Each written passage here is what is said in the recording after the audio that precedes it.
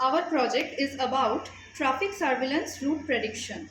The project focuses on implementing a real-time obstacle detection system using a time-of-flight sensor and Raspberry Pi. The main goal is to accurately detect the presence of nearby objects based on the distance measurement. Now, coming to the setup and the circuit, we are having a Raspberry Pi with two time-of-flight sensors in the system. Now, coming to the code, this is the code for the project.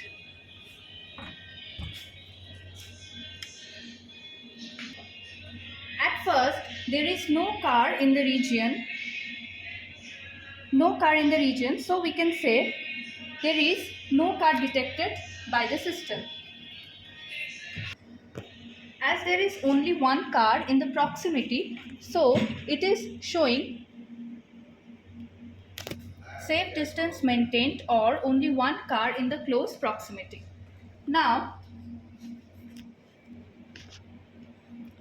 as the two cars is very far, so till now it is showing that safe distance maintained or only one car in the close proximity. Now, as there is a verge of collision, we can see, or there is a collision part, so that time it is showing two cars simultaneously detected in the close proximity and an email notification has been sent.